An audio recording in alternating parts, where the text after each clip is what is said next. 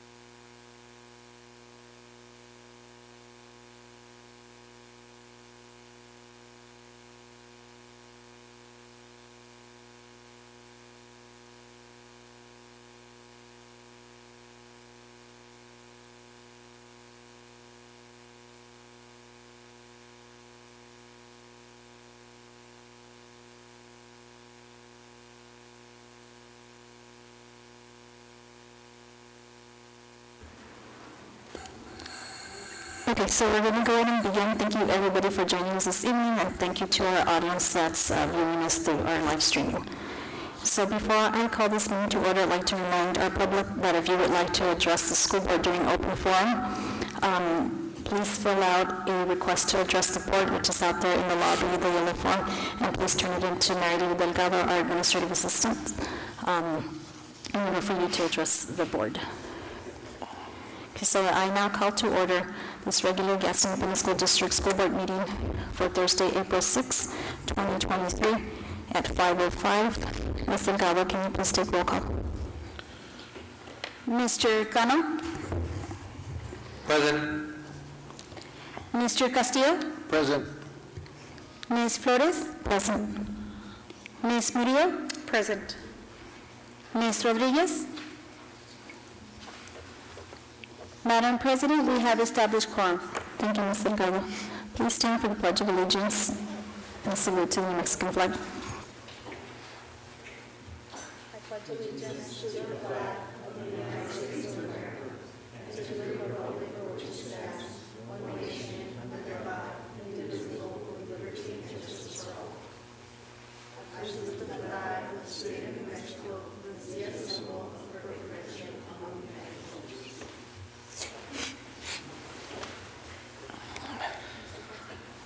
Mr. Castillo, can you please read our mission statement?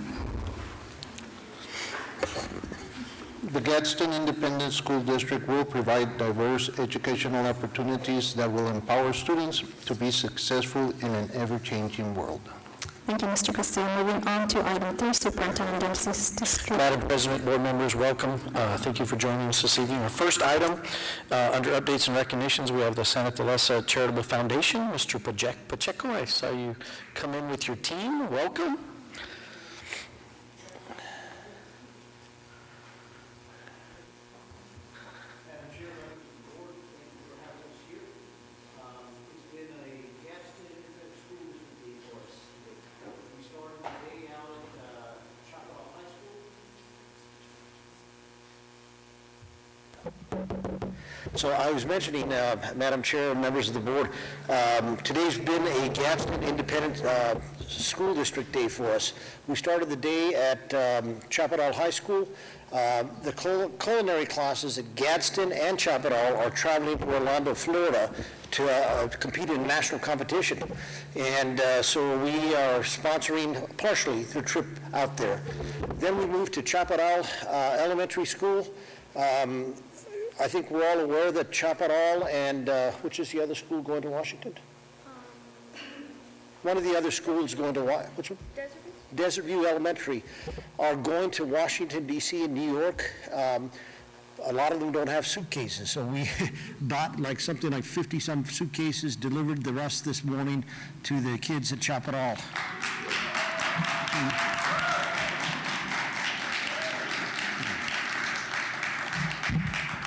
But that's not all. We're here today. We've had a nice run in collecting money for the school district and for the program. So we want to tonight donate to 6 schools that participate in the honors program that we founded 23 years ago with the Gadsden School District. We want to present a check for $18,000 to the honors program tonight.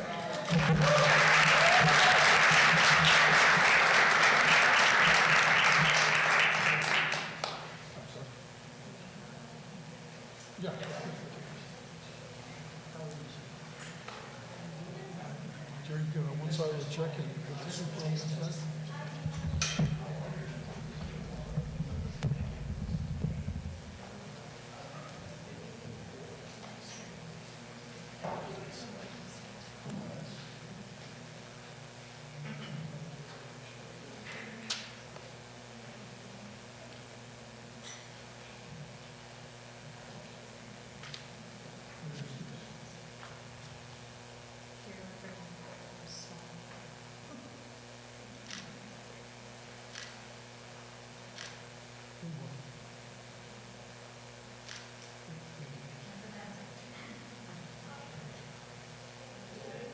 Mr. Pacheco, as far as the education, we can't thank you for all this kind of work that you do. And we also need to go where it's past.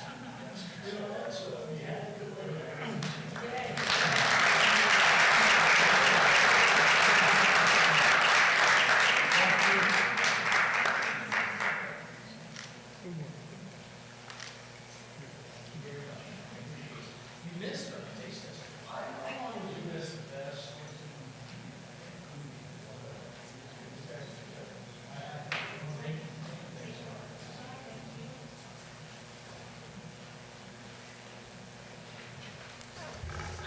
Again, I just want to thank Mr. Pacheco and his team. They just really do so much for us and our students, and we just really appreciate all the extra work that they do to try to help our students. So thank you again so much. All right, moving on. Next, we have the 2023 Daniels Scholarship Program recipient, and Ms. Legareta, I believe, is going to help us with this particular one.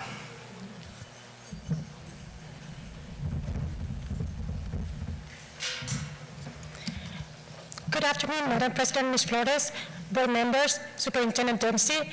The Daniels Scholarship Program gives motivated students the opportunity to attend the college of their choice. Daniels scholars receive up to $100,000 that can be applied at any 2- or 4-year accredited college or university. It was founded by cable television pioneer Bill Daniels, and it provides scholarships for students in Colorado, New Mexico, Wyoming, and Utah. So it is with great honor that I get to present to you here tonight Elmer Montoya, a Gadsden High School student. He's one of the 30 students in the state of New Mexico to receive this scholarship, and the only one in the district this year. I want to talk to you a little bit about Elmer. So Elmer wants to graduate with a double major in finance and business management, and right now he has a GPA of 4.1. He's also part of our baseball team, and he's actually missing one of the baseball games to be here with us tonight. And if this is not enough, he's a very humble individual. I just want to let you know something that he shared with us when we asked about the most significant high school experience. And he said that my most significant thought in high school, many will probably be winning this award. As important and significant as this award is, I think the biggest accomplishment from my high school was the relationships I built through it. This is because without this relation, I don't think I would be the person I am today. From my classmates to teammates, they have all impacted my life one way or another. So it is with the honor that I present Alma Montoya.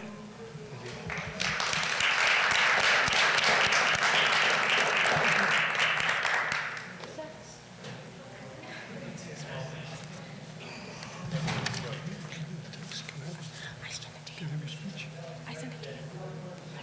Oh, you did?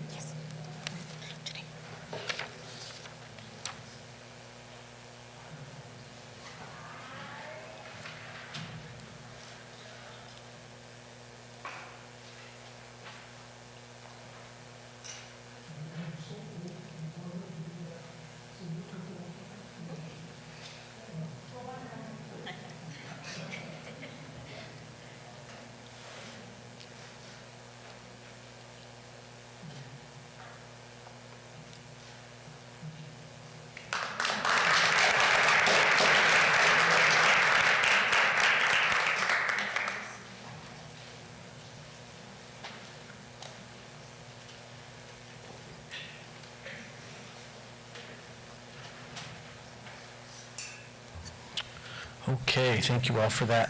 Our next item, and it doesn't look like maybe we don't have our student rep here this evening, and so I'll go ahead and go to board member report. Mr. Castillo, would you get us started? Yes, sir, thank you.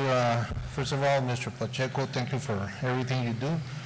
And Mr. Montoya, I saw he just left, but hopefully he takes advantage of every penny. It's a great honor for him, and I'm sure Dad's very proud, so appreciate that. We did attend the National School Board Association convention over the weekend, and man, a bunch of information. And what was interesting to me is seeing dress code on our agenda. And on Saturday, I took a class on and I'm like, wow, you know what I mean? But that's how much information there's out there. I've always liked the conferences, the conventions, every time we go out there, because there's so much to learn. And I especially like our law conference, because I've always said, you know, when I go there, the majority of the people you talk to, they go there with the mentality of what can't we do. And every time I leave that law conference, I find out what we can do. And I mean, it's just a bunch of information. So appreciate going over there. So, and but again, Mr. Pacheco, Mr. Montoya, thank you for everything, and thank you for putting Gadsden in the spotlight. Thank you. Thank you, Mr. Castillo. Mr. Kama? Good evening.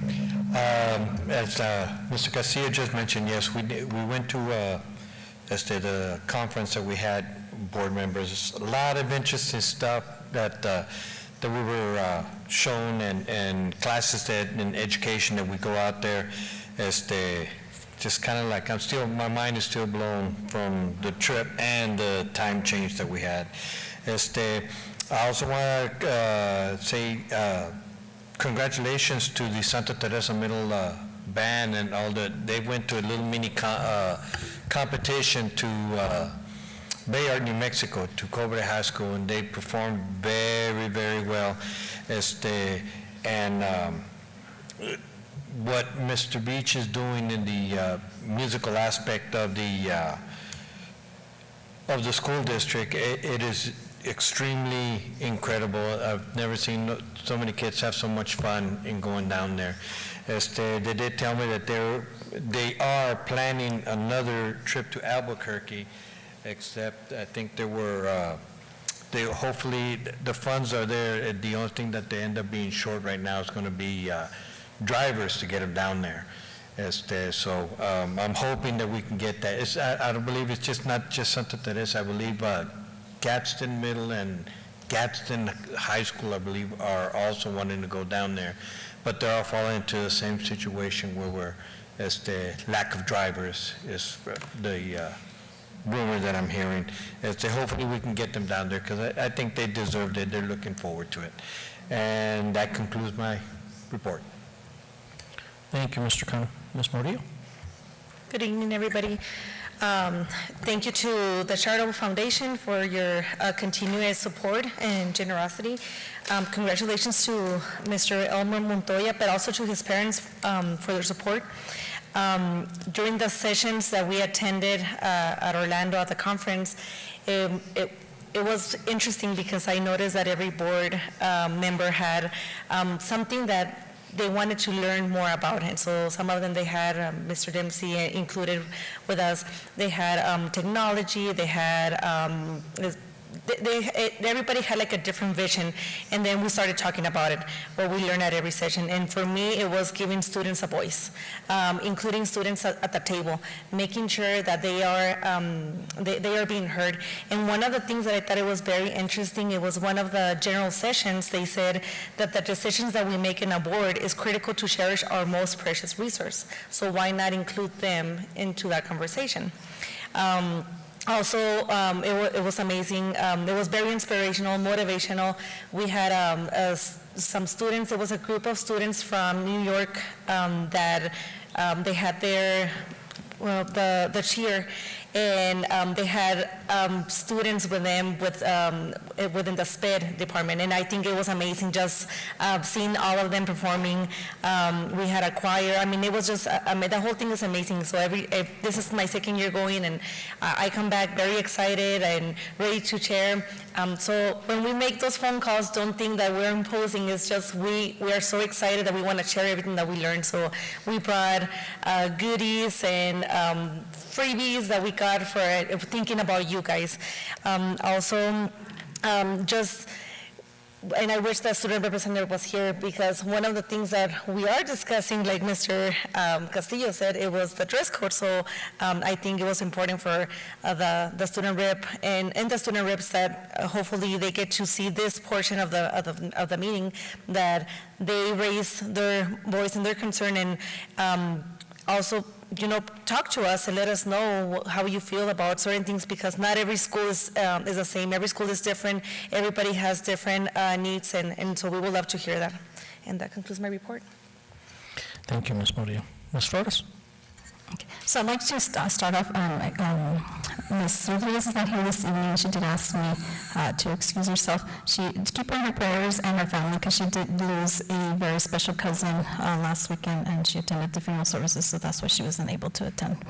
Like my colleagues were mentioning, we did travel to Orlando. Thank you for the opportunity to go there. I always look forward to attending these sessions to bring back new knowledge that we can implement and make it our own here in the Gadsden Independent School District.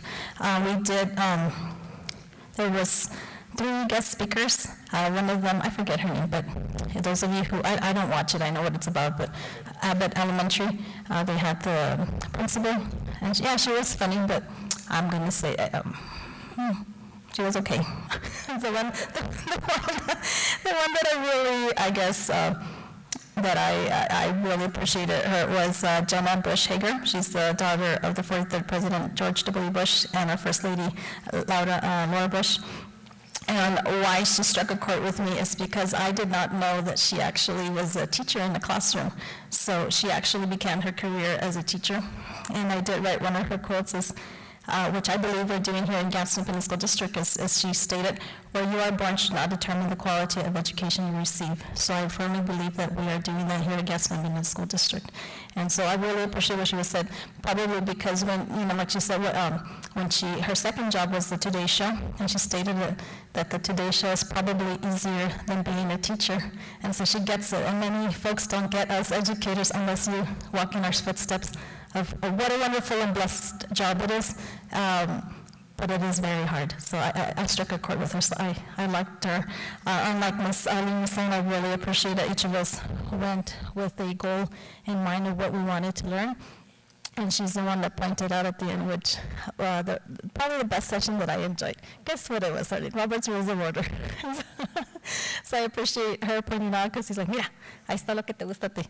So I went and I learned, and still have lots of questions, and I learned that there's probably a big, thick book that I probably really want to get my hands a hold. I don't know what I'm saying, but, get it so that I can read it. But yeah, learned a lot, and so thank you for that opportunity. Let's see. I wanted to also thank Superintendent Dempsey and our director, Nuria Tarazona. I apologize, I was not able, I think all of us wish we could have been present at yesterday's, our first, hope it's an annual thing, first annual Parent Institute that was hosted. Thank you, Ms. Legarreta, for hosting that at Gadsden High School. I apologize because I had my own event going on in the evening, and so, but it seemed to be very successful. Thank you, Ms. Tarazona and your team for all you do for our district.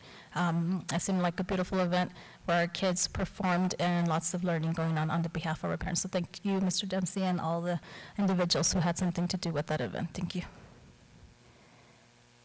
And let's see. I am pleased to report I received news this morning via email from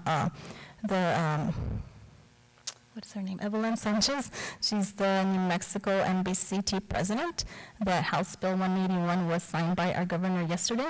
And so House Bill 181 affects those teachers, educators that are National Board certified. So with that in mind now, our current coordinators, our current principals, administrators that hold that license will also be receiving their stipends, so that's good news.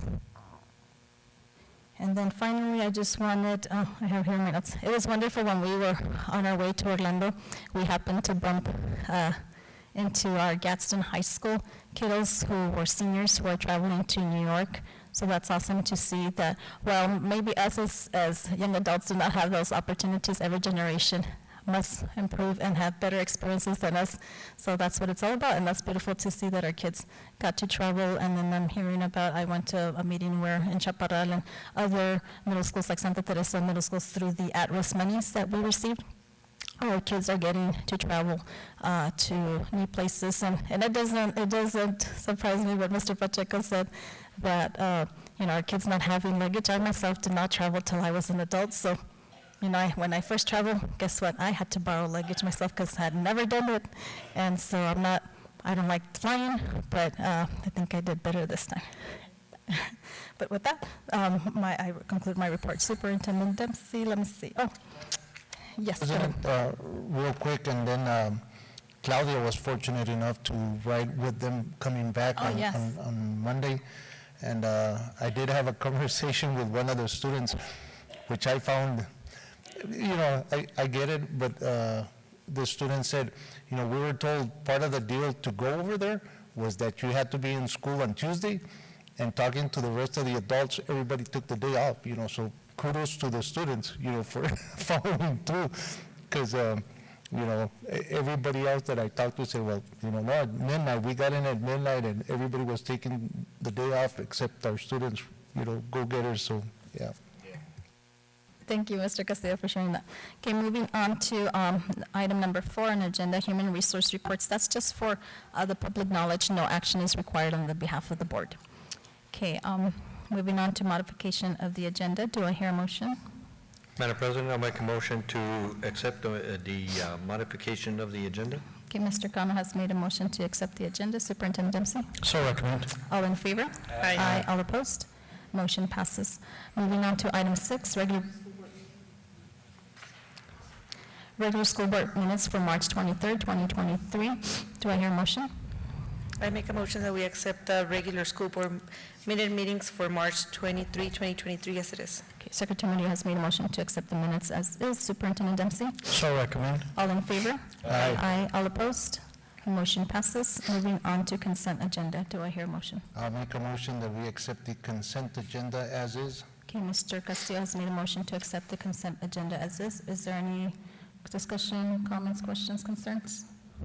Okay, Superintendent Dempsey? So recommend. All in favor? Aye. Aye, all opposed? Motion passes.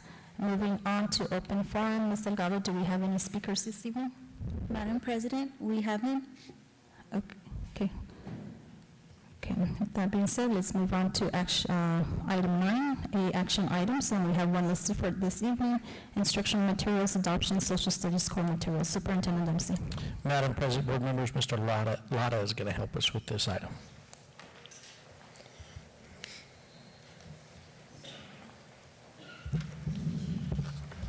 Good afternoon, Madam President, members of the board, Superintendent Dempsey. This is part due of the presentation that Director Wolgamuth had made at the last school board meeting. The social studies adoption, we do, I don't know if you can, we do have the graphic on the website. I don't know if they can pull that up.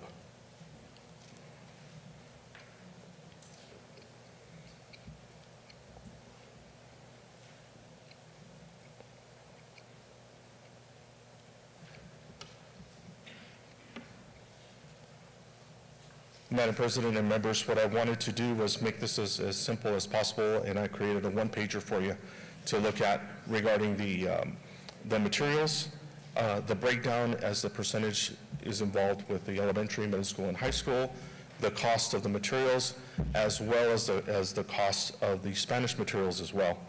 So up on the estimated cost for the materials from Salas, who was the final selection that was made, is approximately $1.722 million.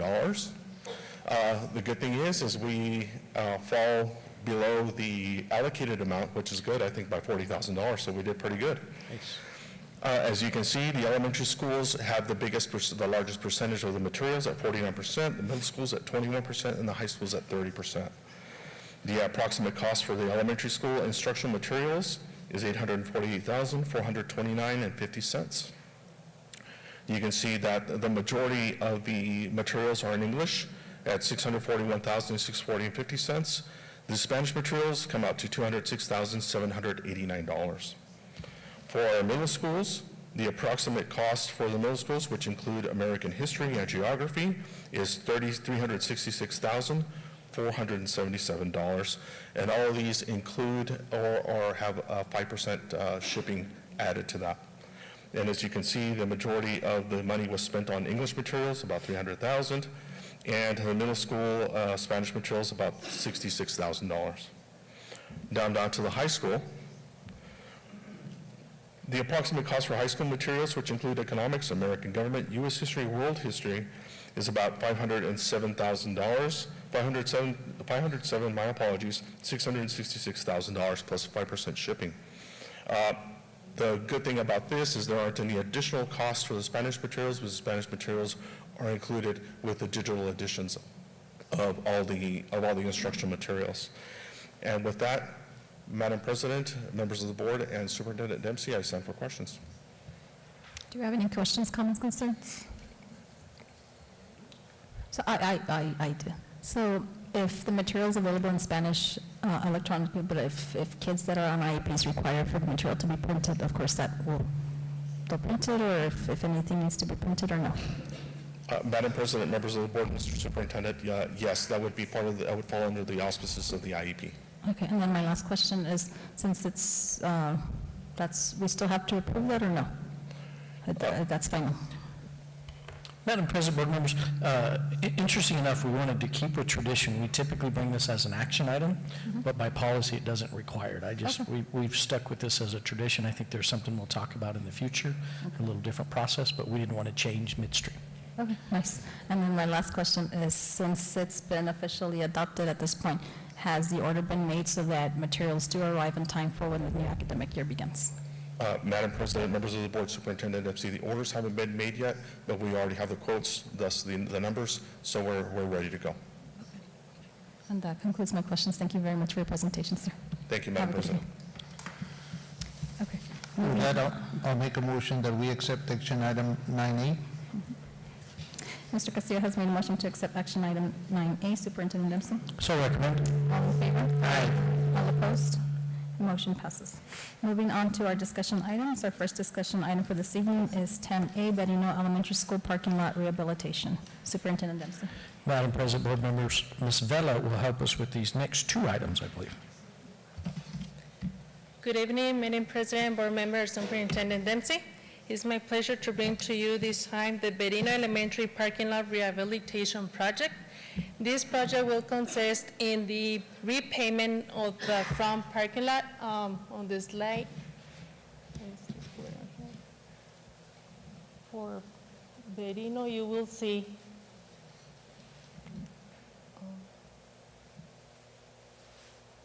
I think it's the third.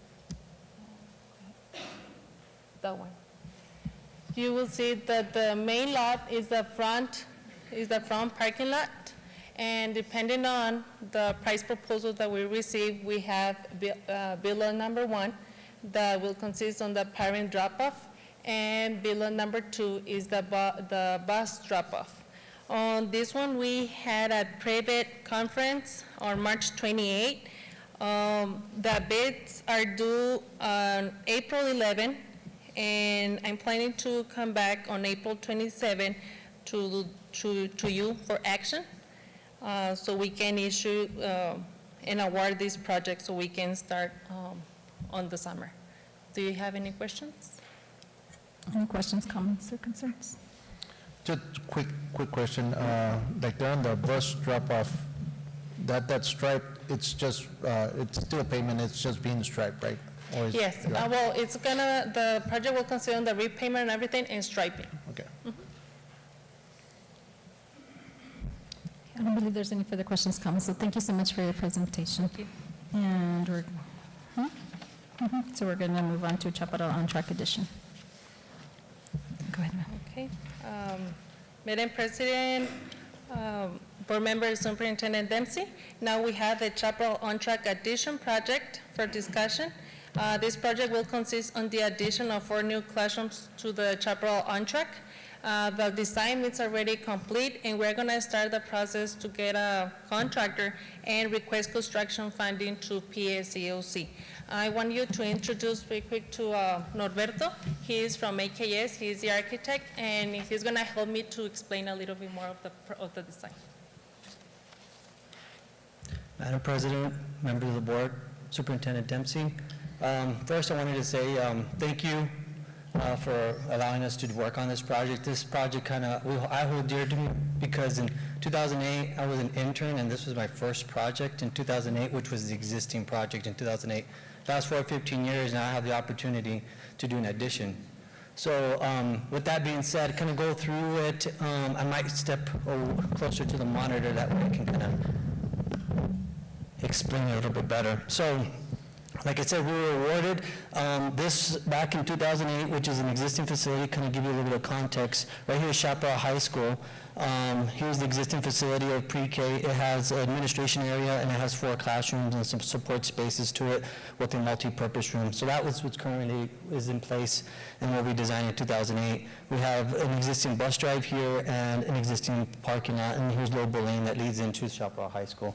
So back in 2008, we had actually master plan of 8 classrooms total. But at the time, the budget was a constraint. We went ahead and still master plan for a total of 8 classrooms, but the budget limited how many we can build, and so what we ended up doing was building 4 at the time. But we had master planned and put some, some additions and stub outs for the future. So fast forward now to 2023, 2022, when we got awarded the job, we knew where we wanted to put it. We knew that it had, we knew that it wanted to keep the same character as the existing facility. And so that's where we started. So when we started, we kind of located where we were going to put the classrooms. And so this new addition is 4 additional classrooms. They're slightly larger than the existing ones. These ones are at like 85, which holds 17 kids.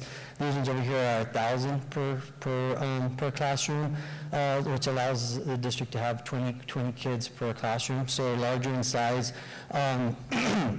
So that's what was kind of the data, and that was the linchpin of how this kind of design started. So we knew that we were going to start there. Also part of this job is adding an additional playground for these classrooms, and it's in the same fashion as this one over here as the existing facility. And off of that, we went and observed the circulation during early hours and afternoon pickup times on this area. And so we knew that the way they're operating now is having kids, they're doing parent drop-off, parent pickup. They're making the parents get their kids, park, get their kids, and come and walk into the facility as opposed to having a drop-off drive. And so that's how they operate now. So we knew that with the addition of the classroom, we needed to have more parking. And so now you can see right here, this is where we added a new parking. There's the existing. We added a parking over here off of this side. This is all asphalt. And we knew that this one we couldn't adjust because of cost, but we knew if we were going to build it here, and if kids and parents are dropping off their kids and they're getting off, we made sure that there's sidewalk all the way around, so as they get out of the vehicle, they can get on the sidewalk and safely walk around. As opposed to some things in this area where you have striping and it's a free for all.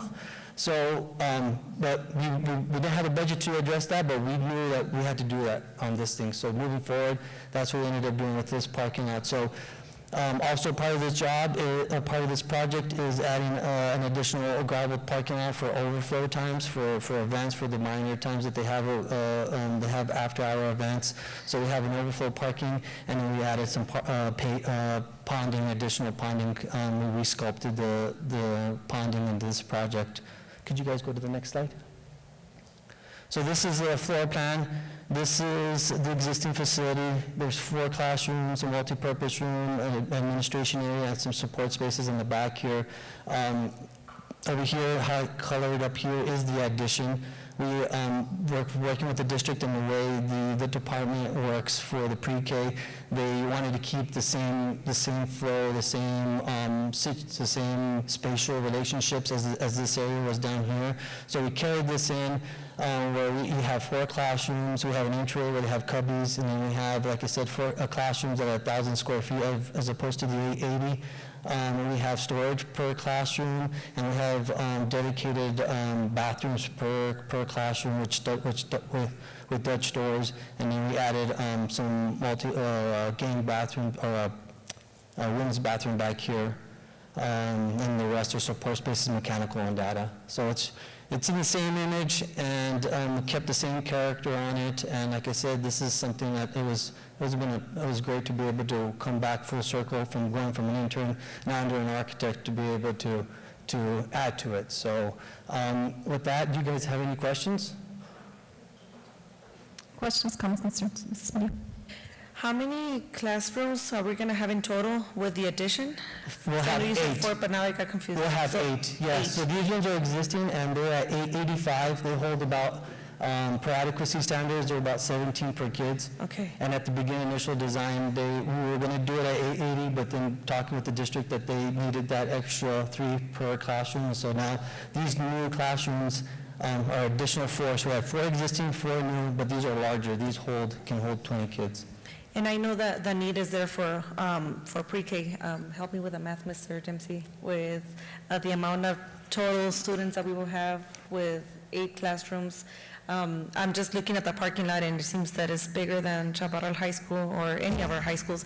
Is that necessary, or is that something that, like, do you foresee those parking lots getting at that point? Madam President, board members, I will tell you the one good thing about the Chaparral campus around this pre-K is we have a lot of space. There's a lot of distance between the current parking lot at Chaparral High School and the pre-K. So if it becomes a need to expand that parking lot, we absolutely would have the land to be able to do so. Yeah, definitely. And it's, to me, it's just, you see how they've changed from back in 2008 and where they operated and having a parent drop off to now and actually observing it. And it's pretty chaotic in the morning. And now we've also been very fortunate to do Riverside, and now we're trying to plan that as well, where we're laying out a parking lot that is pedestrian friendly, but then allows it also to grow and adapt, where if there needs to be more addition to the parking lot, then it can grow at a relatively easy without having to add, being too destructive or having to do too much, you know what I mean? Like, for example, like this gravel parking lot is going to have base course, which is essentially the foundation for any asphalt. And so that's kind of what we're trying to plan. It allows it to grow if it need to be. Okay, so I do have some questions. First of all, so when it was first built, obviously it was kept in mind the need for eventually to grow, so we can add those additional. So is the plan, because with 8 classes total, am I wrong, or I thought that we were supposed to bring all of, because currently there's early childhood at Desert Trail, is the plan that they all come to one center eventually? So with that in mind, 8 classes is not going to be sufficient. And if we're building a playground, how are we going to expand, or is that going to be a different, separate building, I guess? Good evening, President Salazar, board members, and Mr. Dempsey. We currently have 10 classrooms that are Gadsden ISD classrooms, and so we will be housing 8 there, and the other 2 will stay at Desert Trail. And then we have the MOU with New Mexico Help, and they're out of Sunrise. So technically 11 classrooms, but we're moving 8 of them here. Moving 4 more, I'm sorry, and leaving the remainder 3 out of the elementaries until we can get something bigger. So then is the plan, then, because the way it is, there's going to be, like the way I'm viewing it there, there's going to be, at the top, there's going to be playground. So if it was going to expand in the future, where would it be? Have we thought of that, where we're going to expand, or is it going to be a different building? As far as expansion, there's rooms to add back here, at least maybe a couple of classrooms off of this end and that back to that end. There's also this, so that's kind of the expandable area. Up on top, there's more space that could be a separate building, but I would probably start to look better and seeing if we need to add on to that. Okay. So there is room to expand it, not another 8 classrooms, but I say maybe 4 and 4, or 2 and 2, so maybe 4 more classrooms. So then the goal is to have our Gadsden early childhood all in one station, knowing that, yes, we have an MOU with Help New Mexico, which are at Sunrise Elementary. Okay. Okay. And also too, like I said, we were also working on Riverside too, and so we're trying to master plan it. Same thing with the parking lot, same thing with this building. It allows it to expand and it flows easier instead of it being an afterthought. So it's something that's been brought up at the very beginning, and it's something we brought up to the district that we're trying to master plan it as well. Just same thing as we did this, trying to master plan it, still about utilities, and so it's at a cheaper cost on the road by adding it, you know what I mean, that it's already planned into it, structure-wise, utility-wise, stuff like that, so. Okay. And my last question is, help me understand why we're not, and if y'all mentioned at one point, I forgot, why aren't we using the drop-off and pick-up zone? And then where are the parents parking and are they actually parking in the current parking lot, or are they parking on Lobo Lane? No, the parents are parking in the parking lot, and the drop-off is being used for the school buses. So the school buses are the ones using the turnaround, and then the parents park, and they walk their children into the, each one of our classrooms has an outside door.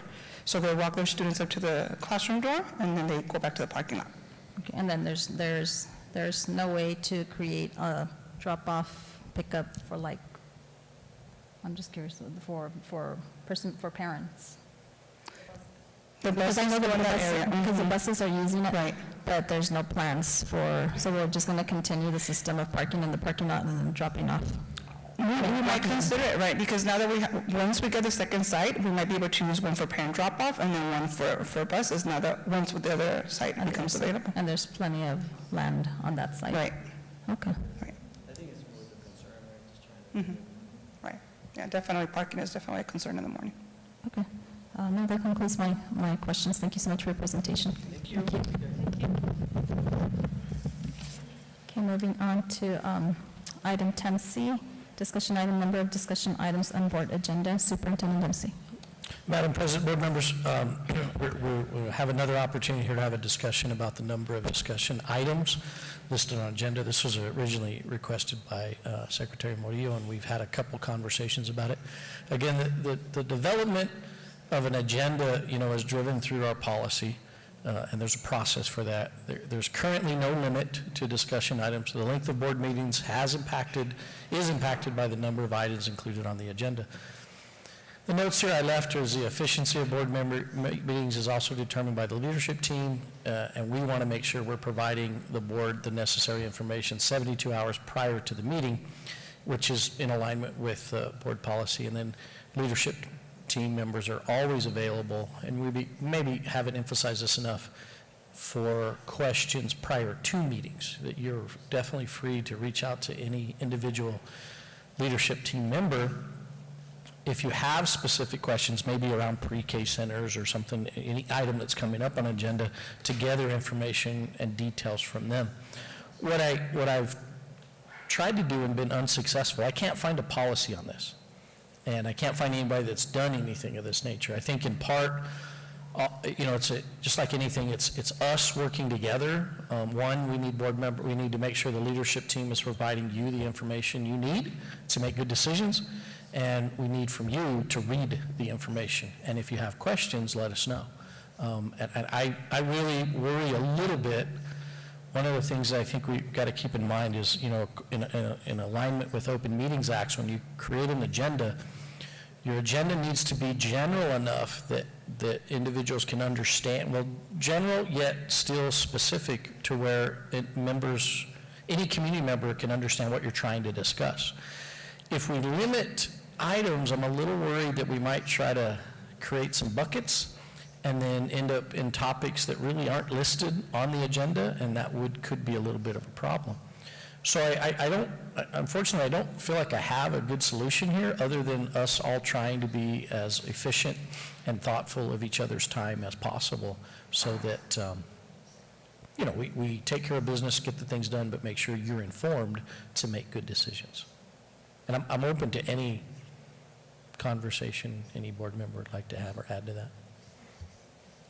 Mrs. McNair? Good. So maybe not limiting, but like Mr. Dempsey said, being mindful of what we are asking. I had a conversation with another board member, and they're like, I have never requested in my time a discussion item. So then that leads me to believe, because then can't talk to the other person because I will be creating a quorum, but leads me to think that maybe we are overloading ourselves and the leadership team. And so I don't know, I've seen us, and I'm just gonna say in general us, sometimes asking the same questions that were covered in previous discussions. So then it makes me believe, are we not really retaining the information, or why are we asking something that it was covered in a public meeting? And so I'm going to blame it on, it's too much information one day, and maybe someone forgot the information. So let's, help each other out in that aspect, and then help the leadership team. I do want to clarify, because the last meeting there was, we were here, we were elected. Yes, we were. And it is a volunteer position. And I'm not saying that, I'm excusing myself that because it starts at 5, we should be done by 6:30, or we're done at midnight. It doesn't matter. At the end of the day is retaining the information and making sure that we understand, and so we can make efficient decisions. And I just wanted to share that, obviously, Ms. Eleanor, one of our lawyers, is not present, but if this was to come to action, it would affect possible policies just as BDB, BEDB, but that it could, even though it's not like really stated, just FYI for your knowledge. And I know I wasn't here at the last board meeting, but you actually took the words out of my mouth, is that I wanted to share that nobody, and piggybacking on what Mr. Castillo said, as I was watching the board meeting online, is that maybe also is we need to do a better job, maybe educating the public that when you decide, because you volunteered to do this, and when I say you volunteer, nobody forces you to go down to the Doña Ana County Clerk's office to submit your candidacy form and fill it out. So, but at the same time, nobody, when I did this, nobody, and I'm not complaining at all, because I enjoy what I do, is, some of us, here or even fellow board members throughout the state or in the nation don't realize what they're getting themselves into, the amount of work that it takes in order to be prepared for these meetings. And so I definitely do appreciate that there's the opportunity that as you're reading the agenda, getting ready for the board meeting, yes, you're more than welcome to call Mr. Dempsey, and then he'll refer you to the people you need to talk to and his staff to get a heads up on your questions. But I also want to say, as far as my fellow board members, sometimes if you're doing that, and then I'm not gonna excuse myself or say I'm sorry because I asked too many questions. I am responsible, and so I will continue to ask my questions and I tend to do that a lot because I also want the public to know the answers to what I've asked, because sometimes constituents are asking, Ms. Flores, what about this? So I'm like, so many of the questions that I'm asking, I've come up myself, but also with my constituents asking. So those that are viewing, there it is. Those that might not be viewing right now currently, they have the opportunity to view the recording. So that's what I do, and I want to apologize for that. And so, it was just maybe we need to do a better job of educating future candidates what they're getting themselves into, because it is a lot of responsibility. No, go ahead. I'm not making myself clear in this part, but it's not that the time, it's not about the length, it's about, if you go back to the recordings, we have had several discussions, and we have had follow-up discussions to the original discussion, and the same questions are being asked. And for me, in my opinion, it comes across as you're not paying attention as a board member, because we cover this, so why are you asking the same question, or why are you asking months later about something that it was covered? So we have had our conversations in Albuquerque, in the law conference, where someone, and I forgot who it was, and I'm not gonna point out our attorneys, but I think it was one of ours that said, I think they said it was 45 or 50 minutes for a human brain to retain information, but yeah, we're here retaining, and I'm just gonna say 1, 2, 3, let's say 7. Are we really retaining 7 discussion items of information in 5 hours? And then for next meeting, or in a month or 2 months that come up, you're not gonna rewatch a board meeting online to make sure that we cover all this. That's what I'm talking about. We're gonna end up getting in trouble because we're not returning the information, or we're re-asking the same questions, and in my opinion, we're wasting people's time, if we wanna call it like that, even though for the leadership team and Mr. Dempsey is a paid job, and it's not for us, but I'm just saying, let's be mindful of what we're asking. It's not about the length or educating the candidates, because I think our job as candidates, we should know what we're coming for. And I knew this because I've served in different boards, and I know what this is. It's just, it's getting a little bit frustrating, to say the least, of what I'm seeing as the last 4 or 5 months. So I appreciate what you're saying, Ms. Murillo. I just want to also be mindful that, to add that, there's different learners, and sometimes, think about it in the classroom. Same thing here is that sometimes you do have to ask for clarification questions that somebody else already knows, and I don't want individuals, whether it's us or anybody, any future people that sit here, you also have to be aware of that we are adult learners just like children, and that sometimes it is a lot of information, and I don't want, to me, I think about, because I'm a teacher, not that I'm just picking my own opinion, is that, sometimes I do forget, and if it's me, I'm not going to apologize. I have to get clarification to continue, but just be mindful that some of us, some of us might have learning disabilities, and that's why we have to ask those questions again. So it's just something to think about.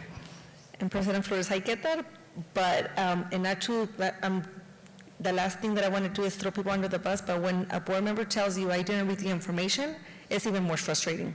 And I think that's why I'm really focusing on this, because we do read the information, we're all different, but then, so just, yeah. No, I definitely appreciate your opinion. I think our lawyer, Roxy, come up to the podium now.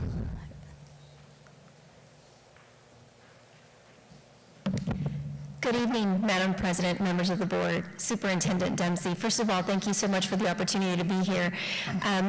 I saw this item on the agenda, and I will be the first to admit that I didn't go back and listen to the videos to see what the prior discussion was about this issue. But I did just want to remind the board that of course, if you decide to change the number of issues that are for discussion on your policy, on your agenda, it will require a change in policy.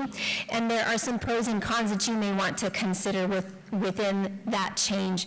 The first positive is that if you're trying to make it so that individuals stay through your entire meeting and you're trying to control the number of discussion items so that you're not here till midnight, then limiting the number of discussion items is certainly one way to do that.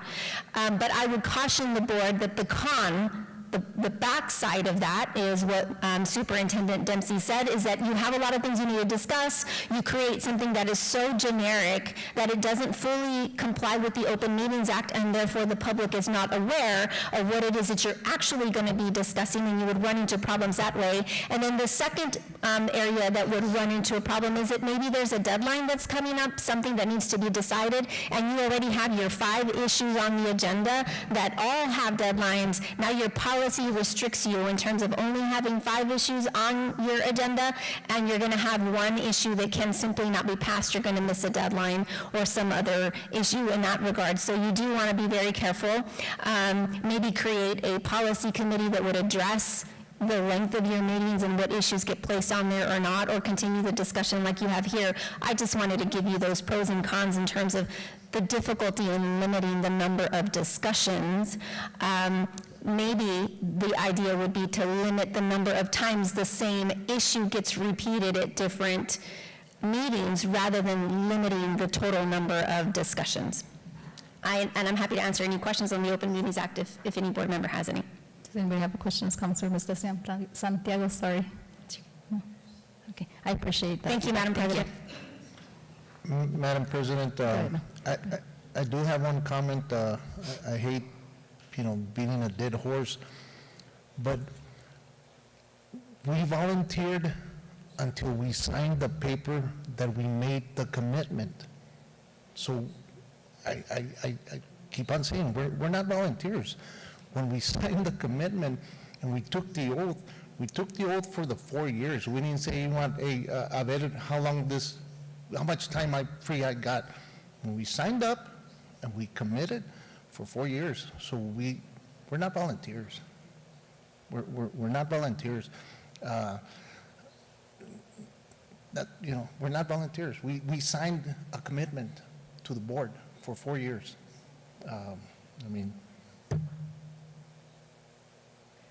Thank you, Mr. Casu. Okay. Moving on to discussion item 10D, project search update. Superintendent Dempsey. Madam President, board members, Mr. Rapinette is going to help us with this particular item.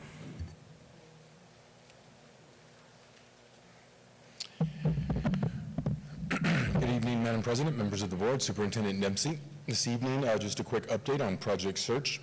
Our Project Search Steering Committee, as you can see there, has been meeting with the upper-level management, the director of the board, and human resources personnel from La Clínica de Familia 3 times. La Clínica de Familia is very interested in becoming a Project Search host site.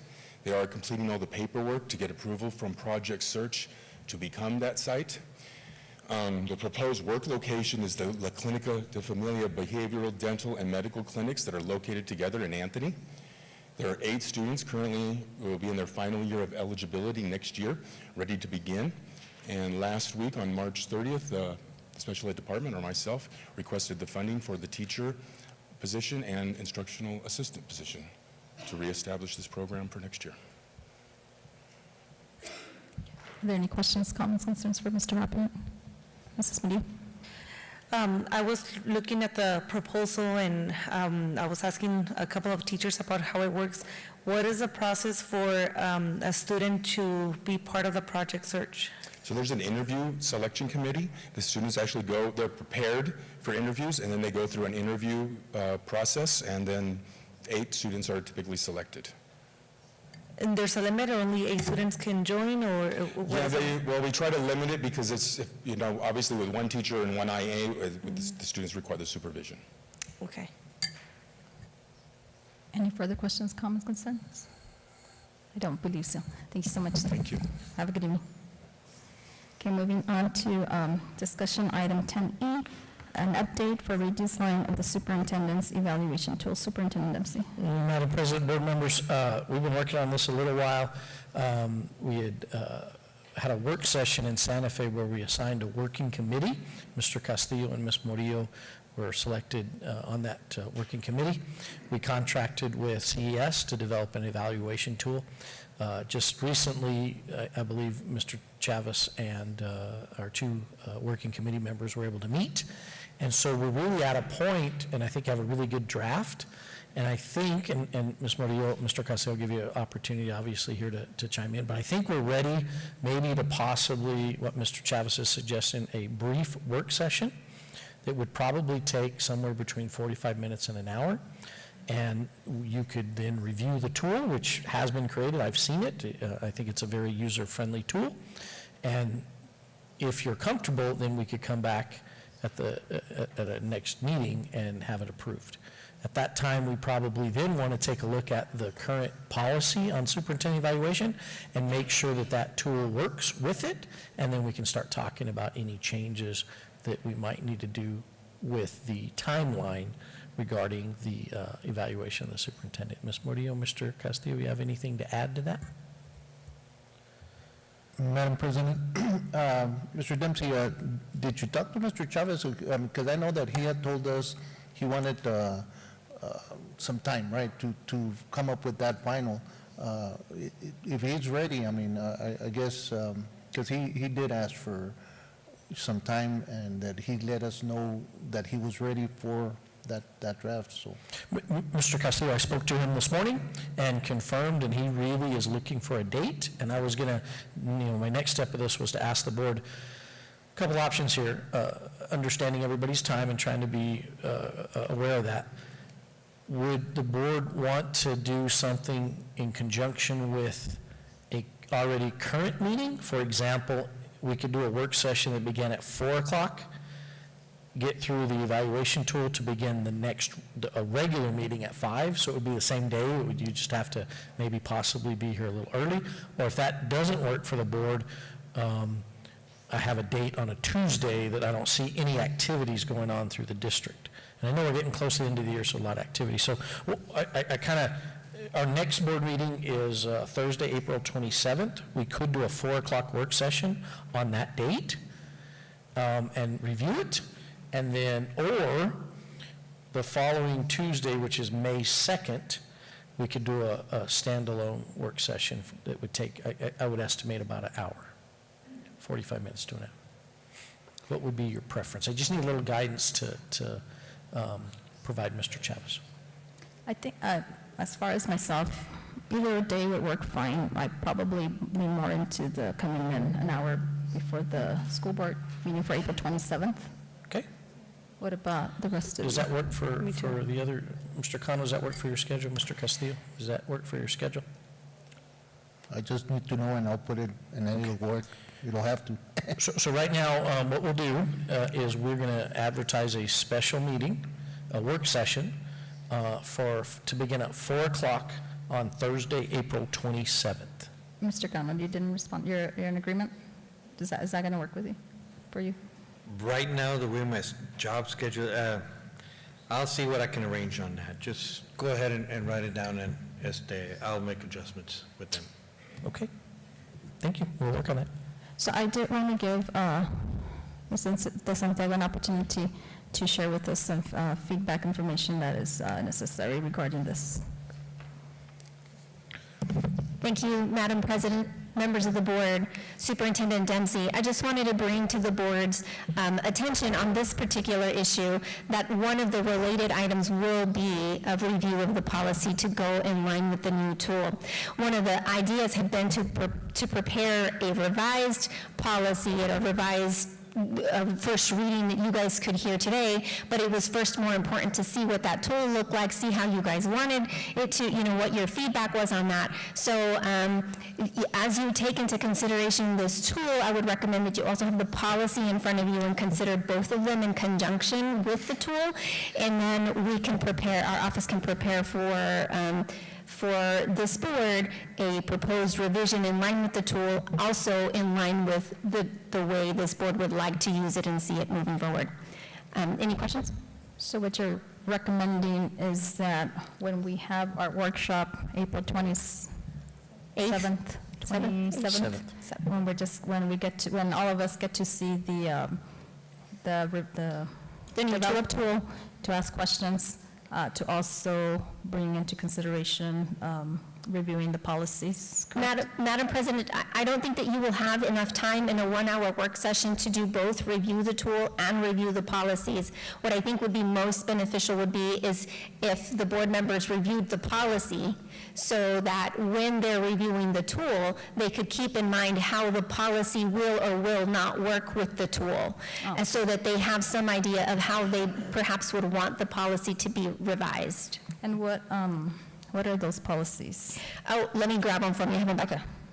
So that we have homework. So what you're suggesting is for us to take the time to review the policies on our own and be ready, having read those policies prior to our April 27 workshop. So yes, Madam President, the most pertinent of the policies is C0600 CBI.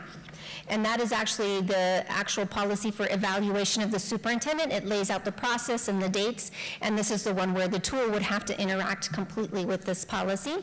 It's the one that would most likely have the most amount of revisions. And the second one is C0100 CB. This one generally talks about the superintendent's duties, but also has some information about the contract at the very end. So you would want to have both of these in mind when you're looking at that tool as they interact. All three of those documents will have to interact and move seamlessly forward in order for it to be a good process. Okay.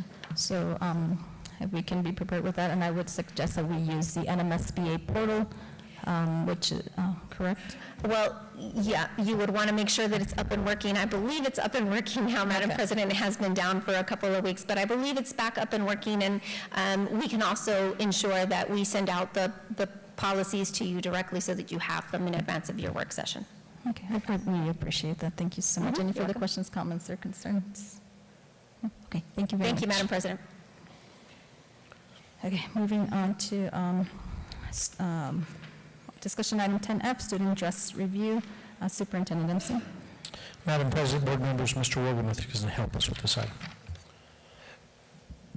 Madam President, members of the board, Superintendent Dempsey, we have prepared for you a brief review of dress code policy and procedures here in the district. Mr. Duggan, can you go back one? I think we had the... Okay, go forward one more. Okay, all right, go back one, Mr. Duggan. I believe, go back to the dress code, I'm sorry, really. I had two slides in here. One had the actual school board policy on it. Forward one more, Mr. Duggan. Sorry, I've really made a mess out of this.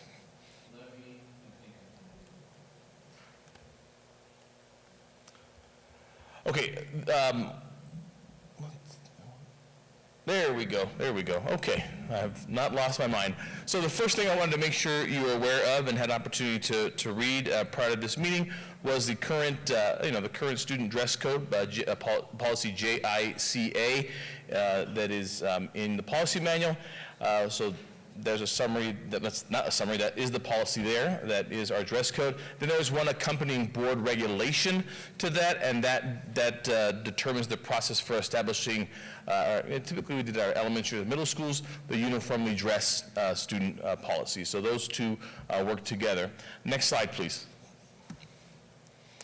On this slide, we kind of said here, we typically annually review the dress code for updates. We had it was a major focus last year of working with our student leadership team, was really the work that we did all year with them, because they had questions about the dress code, and so we looked at our policy, we talked about dress code in the workplace, and how some of the terminology in our handbook prior was a little, I'd say, outdated. It's hard to keep up with the fashions, and there were some things in there that the students said there were some very gender-specific things in there that we wanted to make sure we removed, and when we updated the handbook, that the information in our handbook we were giving to parents and students was a gender-agnostic dress code, that really, it wasn't singling out, ladies can do this, gentlemen can do this, it's just, this is our expectation in dress, like you would see possibly in any kind of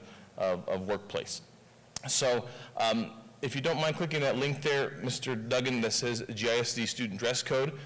So this is what is in the handbook and shared with our parents. Again, we have an introduction that really talks about we want to recognize individual expression via dress code, but we want to make sure it's within the limits of our policy. And if you scroll down, we adjusted, we combined some things, and the major graphic that we provided that we follow, we looked around and we found this nice picture, and what this really basically says is, shoulder to shoulder, this length to this length, keep it professional, because we often say school is your job. Other than that, the rest of the items refer to things that could be safety, things that could be gang-related. We did, again, condense some things that were repeated, and came up with this that we did send out all the schools and parents. I've seen that in bulletins sent out from different campuses reminding that this is our dress code. And then, of course, at the end, the administration always has some discretion in kind of determining what's appropriate and what's not relative to the dress code. If certain campuses feel there needs to be some some rules in excess to that, we give the school administration the ability to do that, as long as, of course, it says at the end of the handbook here that the students and the parents, are aware and that it's within reason. If you can go back to the main slideshow, and I'll wrap up.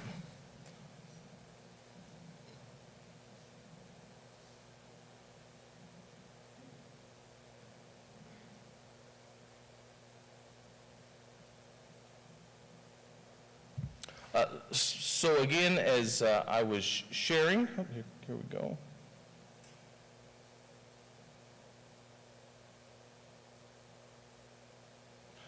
As I was sharing that bullet there's some authority to, the school's responsibility to develop procedures to implement enforcement of the dress code, and that the dress code violation, if there's a violation, is typically a level 1. That's the lowest level of offense, falls in this from our handbook and our policy, violation of school or classroom rules, and that typically is a level 1 discipline infraction. Of course, if you have multiple level 1 discipline infractions, which are your minor ones, it can escalate to a level 2 infraction if it's multiple, and that can come with different consequences. So I'll be happy to answer any clarifications you may have or any questions that you have. If I'm unable to answer them here, I'll be happy to make sure I can get back to you later on them. Questions? Mrs. Maria? Will this be coming up for action at the next meeting? Or this is just for discussion? Madam President, this is what's currently in policy. It's already in place. So we're not, from what we're seeing, nothing will be coming up for us to, for action? Madam President, board members, not that I'm aware of. Now, if you see changes you would like, it could result in some changes, but I think the request was to review what we currently have in place. Okay. And I was the one that requested it because I do have some questions. Yes, ma'am. So these are my questions. because I had constituents calling, teachers calling, and I'm like, okay, so I need to, have a better understanding of this. So obviously, it's in place, and this is what we are adhering to, enforcing. So my question is, how is it being enforced? And I think I'm going to say probably we have the greatest, for lack of a better word, violation at the secondary level, probably high school, because our middle schools are, all three, I believe, have uniform. So on a daily basis, I'm pretty sure that there's somebody, out of dress code. So how, I've heard that first period teachers are supposed to be, I guess, quickly scanning the room, and I think it was shared with me that at Chaparral High School, first period, I don't know about the other high schools, and is it uniform throughout the high schools? We're okay. If I'm a first period teacher, as I'm taking attendance, I'm also scanning the room. If I see Armando with an appropriate attire, then, they're supposed to, I don't know, what's the Madam President, members of the board, Superintendent Dempsey. So again, the enforcement of the policy, the procedural enforcement of the policy and how those steps are taken, that does lie within the purview of the individual campus principal, to address that in a manner that I see is effective. And there's a variety of different ways that you can do that. I'm familiar with what you described there. Think of this as, from campus to campus, if there's, tardies to classrooms. It's sort of procedurally, the campus administrators need to have that flexibility to put a procedure in place that best impacts that need on their campus. So what you described is a very common one. So if, okay, because I was, if people, I guess, are not helping with the situation, then that's where I guess some individuals are getting upset. Well, they're scanning and reporting or sending them wherever, and then throughout the day, then you're seeing people not in dress code, and I guess that's where their frustration was, like, where now it becomes first period teachers, my colleagues did not do their job, so like how, I guess it's up to the principal to deal with that. Madam President, you are absolutely correct, and of course, many of us in this room, having been in those positions as campus administrators, understand those challenges, and that just goes back to making sure as a campus you're working to build your team and be consistent. And those challenges will continue to remain, and I know our secondary principals do have discussions about what's being effective on their campus and what's not, and making sure they bring all the staff together on board to, address these types of, level 1 violations in addition to other level 1 violations. Okay. And then I had here's something I want to throw out there. As far as the hat policy. So in my 47 years of living on this earth, I've always known that for gentlemen, it's disrespectful to wear a hat, but I never knew why. And I recently looked it up. I came up with all sorts of things that in the medieval times, knights would remove their helmets so that their faces could be shown. Right. In the Christian realm, it's disrespectful to enter to a sanctuary or a church. But like nobody ever told me why. And then I'm curious, as a female, I'm thinking, whoa, how fair is it to my male counterpart that he has to be removing his hat or his baseball cap, and yet I get to keep it. And so do we, I guess my question is, are we educating our kids as far as why? Because, today I was randomly asking colleagues, and none of them could tell me, why. And so it's like, I'm all about, okay, we're going to enforce something. I think we also need to educate our kids as to why. Because my son is one that wears hats, and he's like, why? And at first I was like, I don't know. Look it up yourself. But are we educating our kids? And of course, there's like hoodies. Obviously, if you have a hoodie on, it removes the ability to see the side view of the individual. So are we educating our kids as far as the whys? Because they're going to ask why. Absolutely, Madam President, members of the Board, Superintendent Dempsey, that is a tough question to answer. Again, that did come up in a conversation last year with our leadership students. In our handbook, the no headgear expectation applies to everybody, right? Beanies, anything, male or female. So that was important, that be in there. The best way I can frame that is, to your point, you said it's a sign of respect, right? So we had that general conversation about respect. But what we also do with that is we really make references to, and we had this with the student leadership last year, about let's look at some dress codes for workplaces. Mm-hmm. And we really took some time going through and talking about those. And you're going to notice most workplaces don't allow for headgear unless it's, if you work at a restaurant, you can wear the headgear at that restaurant. So I really think, we talked as an administrative team, we talked with as students, and so, we came down on, hey, this has been a expectation in our district for X amount of years, as long as I remember. So we chose to keep that in place. As for how we're educating students, I think it goes back to that thing about being respectful. But to your point, the history of it, I think is like you said. You're asking your colleagues, you're asking me. I learned something from you this evening about why. And so when we talk about dress code going forward, we often frame it in the context of the workplace. So. Again, as we meet every year as an admin team, as we talk to district leadership, it is, the headgear situation does come up, but again, the hoodies are definitely something that you mentioned, and that's the exact reason, because that can mask a face plus a mask, for health reasons. You're really getting down to, I'm not sure who that person is and if they belong here. And the whole hat, it was just an interesting thing, because, It is. some people will say it's an antiquated thing. I'm going to say probably I'm on the spectrum of it's an antiquated thing, that even though I'm reading it's respect, I'm still respect of what is just, but anyways, I appreciate your time and your presentation. No problem. Thank you. Madam President, so that breakout session that I went, right? The first thing that district said is that we have 6 dress codes, right? Wow. So then, you said that each campus has authority. So then we have 3 dress codes, right? We have the one, and then, each campus is allowed to do what they feel necessary. Again, my stance on this is, do we have one? We should have one, because everybody, it's been discussed up here on the board, is that why does Gadsden High School have this and not Santa Teresa and not Chaparral, right?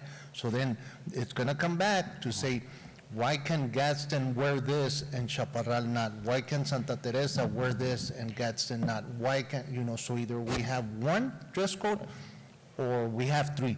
And if we have 3, we don't have it. Here we go with the equity. So, we got to make up our mind, right? Madam President, members of the board, Superintendent Dempsey, let me just provide you the one clarification thing that I can tell you the one clothing trend that sort of came up that was causing this, besides the hats, right? Which is, a nobody thing. It had to do with the tears in the jeans, the rips in the jeans. And this was a concern that the middle school principals had. And so it was, because you can see in here, there is a specific in the one that Mr. Duggan showed.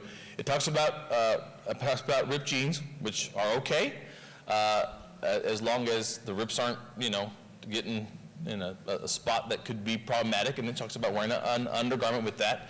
Same thing at the top, wearing an undergarment. The middle school principals expressed a concern, and they have a uniformly dress policy, which is a little different. Is that their uniform dress policy calls for a solid top in black and black or blue jeans. That little flexibility, the one that's being most applied, is in the middle school as part of the uniformly dress policy.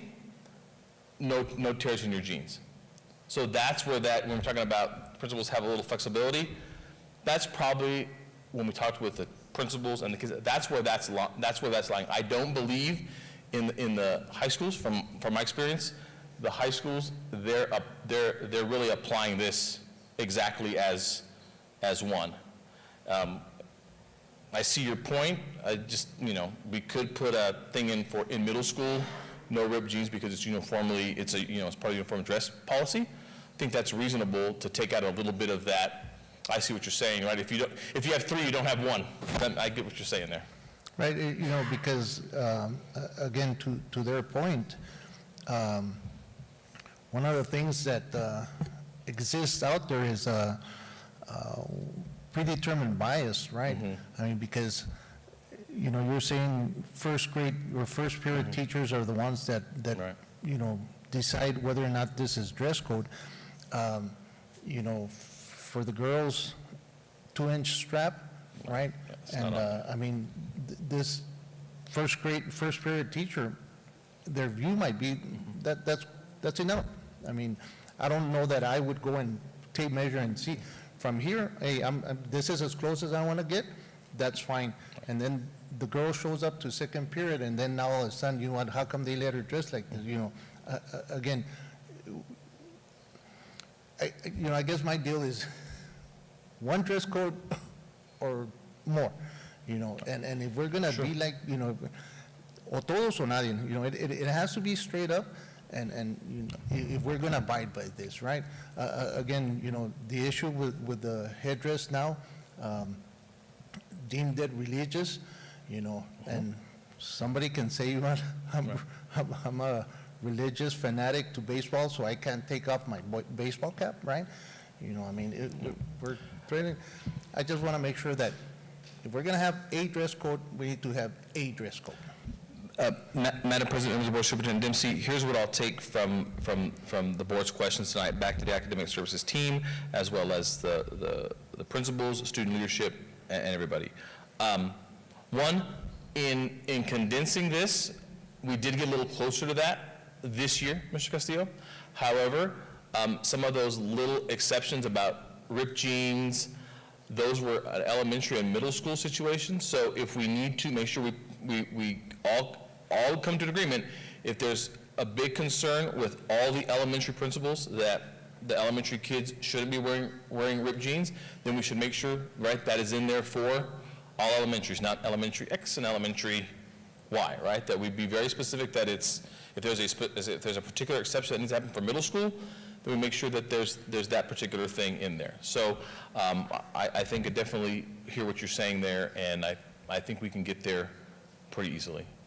I believe Mrs. Maria has a question. I guess just to be more specific is, and I don't know if it's still going on, but 3 years ago, and this is a quick example, one of the middle schools, you cannot dye your hair, and you had to buy the hoodie from the school.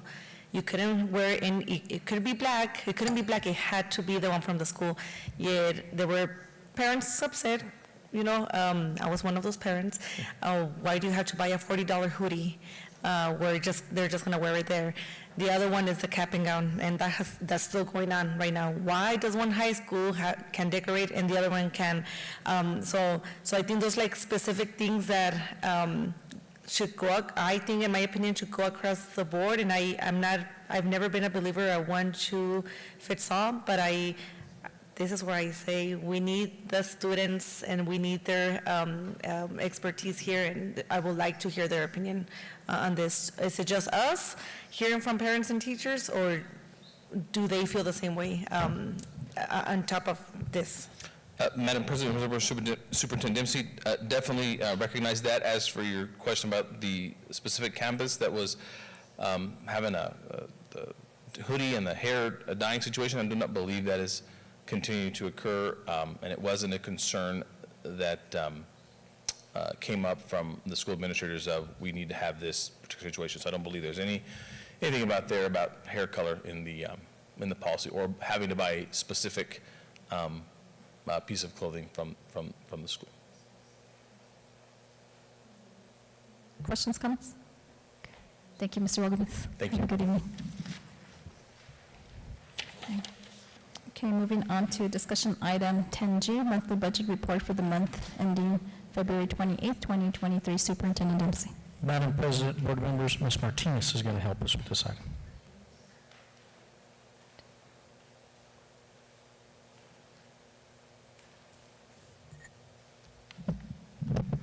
Madam President, members of the board, Superintendent Dempsey, I bring to you for discussion the February 28, 2023 monthly budget report.